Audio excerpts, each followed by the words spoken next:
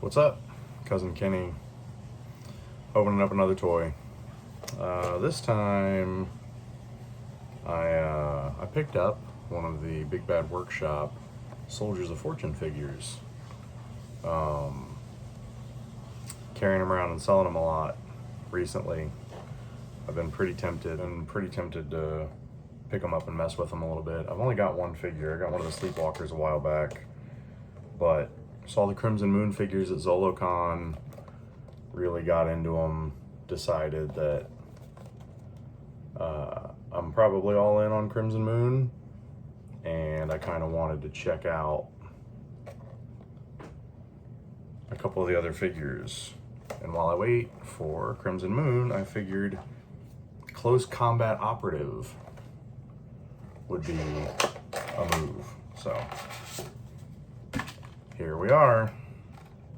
So an interesting thing that I've noticed about this line is it's not really meant to be sold at, like, on the shelf, right? I see this with Monster Force, I see this with Soldiers of Fortune, even the Cops and Crooks Bulletproof figure. It doesn't have traditional retail packaging where, like, everything's blown out in the packaging, so you usually can't see everything that comes with it. And I find that to be an interesting oddity. So what I've discovered is that when talking to people about the line, I get to explain to them that there's big old batches of fun hidden in each package. For these little guys, it doesn't seem to be much of a problem. But for, like, the deluxe figures that have a more expensive price point, I think it helps to explain that to people. And it makes sense, right? Like, they sell online, so they don't need to, you know, you're going to be on the listing. You're going to see the photo all blown out like the back of a Mezco package. But here, you don't. So he was twist tie, had one twist tie and then one, like, plastic stretchy rubber band kind of tie. And then here we go. So his vest here, looks like that knife might be molded in. We're going ahead and get our out of the package. Oh, I mean, just look at that. Just straight out of the package. Dialed in like you. Good night. They spray these joints with WD-40 before they send them out. Not a hairdryer in sight. Doing all the joints are moving. That is beautiful. Very, very nice. So we got this guy. Let's see what he comes with. Too much stuff to kind of show off the way I traditionally do. But I mean, this guy is absolutely loaded with gear. I thought they were pretty basic figures from what I was seeing in the packaging, but that's a lot of stuff. Very fun. Now to figure out what the heck I'm gonna put on him. We're gonna mix it up a little bit. It's just so messy that I'm not messy, that's the wrong way to put it. There's just so many parts that I need to, this is like a whole hobby kit. Like, I might need more of these than I thought. So I figured it'd be easiest to pop the legs off to put the pistol holster and this on. They popped off super painlessly, and I got them right back on very easily, which is nice. This has been, I was only off camera for a couple minutes, but still, like, this has been very cool. There's some peg holes so you can customize what he's loaded with, which is fun. I'm just not really sure what I want to put on him. So he comes with a hat, comes with this helmet, comes with extra pads so you can like really armor him out if you want. You know, like, I assume, is this like a, I'd always heard these gridiron guys were pretty hardcore. Oh man, so like you can change the sight on the gun, so it's like an iron sight, and then this is like a little, like more of like your red dot, I guess. I assume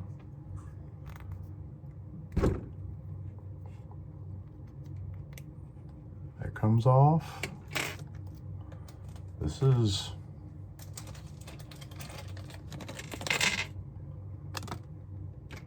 I got the blast effects. They're solid too, man. Like, plastic feels good on everything.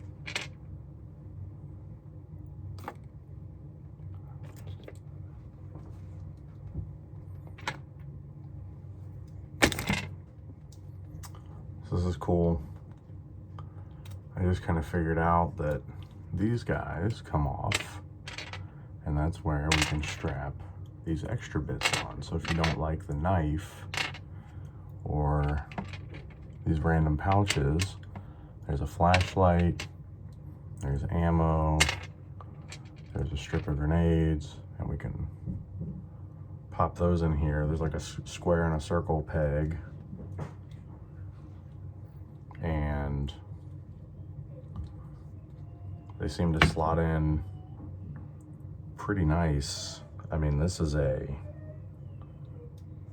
pretty deluxe trooper, which kind of explains the, I didn't turn my eye up at the $38 price point at all. I just, you know, when I was seeing Monster Force at $40, I was a little like, oh, this looks like a basic figure, like smaller packaging,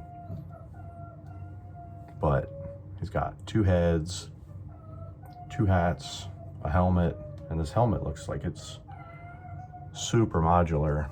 Like, I put that on there, but I think I really like the masked head. I think the camo really sings, and I love the eye work. I've seen too many lines where like either faces look wonky or especially with darker skinned characters, like their eyes look a little iffy. So I actually really like, I think I really like this head. I think that's going to be the one I keep on it. So this one ends up being pretty quick. You know, we don't have much of an intricate packaging to put together. I put it next to a Classified and a Skeletron figure. I feel like we've got some pretty good scale going on.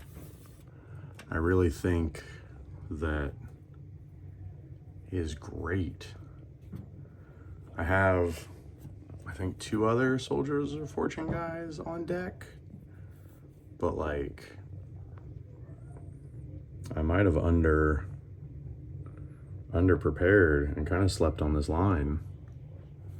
He is a high recommend. Because I am the most professional YouTuber, I decided that I would do a 2-for-1 on this video. I'm going ahead and do the Soldiers of Fortune Spy as well. So let's dig in. I remember being at the Joe Fest panel when the Soldiers of Fortune line got revealed, and I was pretty tickled at the idea. This was an instant buy because it's a tuxedo body, and I feel like there's potential there.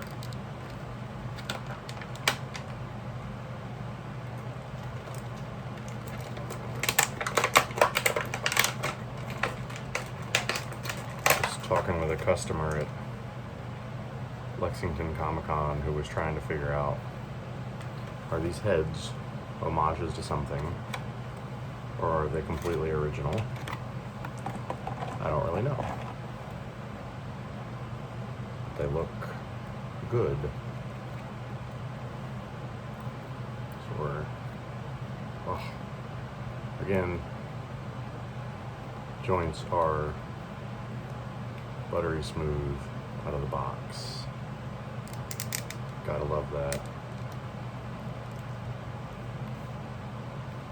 This guy does not want to do as much of the splits. But who's doing the splits in a tuxedo? Not me. You? Not me. Given what I said about the pile of stuff, I'm gonna do the same sort of situation here on the unboxing side of things. Really show off the accessories. So I'm gonna dump it all out up here, and then we'll see what we got. So these are our accessories. The briefcase has got some stuff in it. Got some hands, light weapons. You got this bad boy. Must have some new G.I. Joes coming out hidden in it. All right, let's open up this briefcase. Ooh, the briefcase has brick of money, sort of standard briefcase fare. I like the spy stuff. Extra passports, old school cell phone, a couple different kinds of money, bullets and coins, and I assume, oh, they won't go in there together, so you can't do the hidden.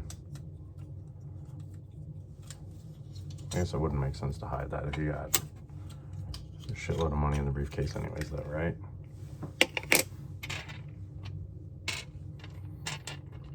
Ooh, smoking hand in. All right, let's put them together and see what it looks like.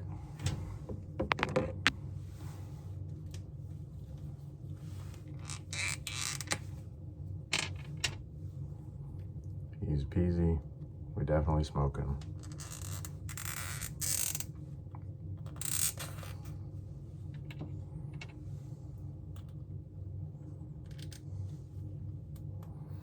Like too many accessories, even though there's not that many.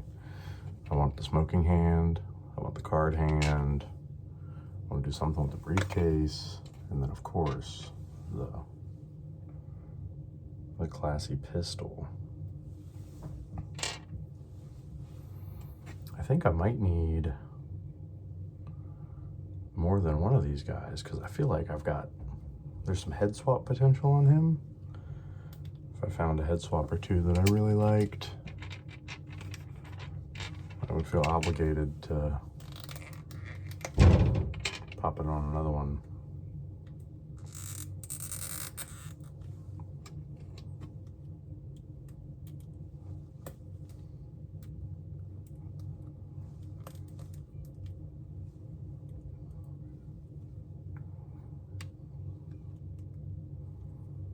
It's too bad you can't put the smoke effect on the cigarette. Just pop that on there.